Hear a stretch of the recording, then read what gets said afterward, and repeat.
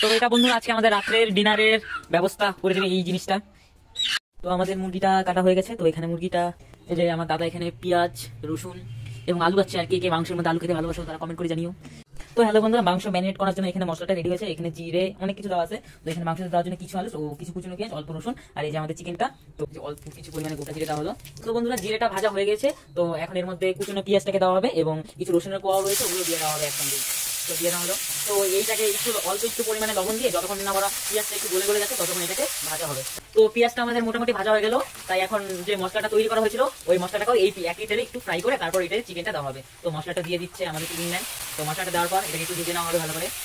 ও তোমাদের একটা কথা বলতে ভুলে গেছি, আমাদের বাড়িতে মিট মশলা গরম মশলা ছিল না, তাই দুধ দিয়ে গিয়ে দোকান থেকে নিয়েছিলাম। দুধ দিয়ে যাইনি বন্ধুরা, আমার বাবার স্টুয়ারটা নিয়ে গেছিলাম, যাকে আমরা নিনজা থার বলে ডাকে থাকি। তো বন্ধুরা মশলাটাকে এখন তেল সাথে শুরু হয়েছে। তো আমরা এটার মধ্যে চিকেনটা দিয়ে দেবো। তো আমি চিকেনটা এনে দিই। এই যে এখানে চিকেন 400, 450, 500 হবে আর কি। তো চিকেনটা এনে দিলাম। তো চিকেনটা ডাইরেক্ট এটার মধ্যে দেওয়া হবে। এটা নতুন স্টাইল রান্না বুঝলা, যাকে বলে শর্টকাট পদ্ধতি। আপনারা রান্না করে খাবেন আর একবার খাই দিতে পারবেন।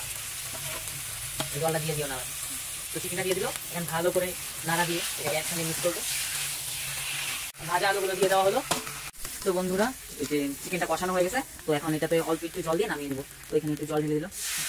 তো বন্ধুরা তরকারি হয়ে এসেছে। তো এখন এটাতে দেওয়া হবে এই যে গরম মশলা, খুব একটা বেশি পরিমাণে, অল্প পরিমাণে, বাস বাস।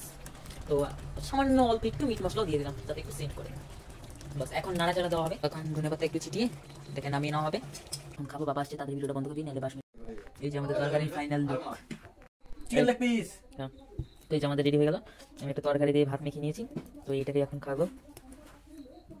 লোভ দিবেন না please. Hello, back to my base.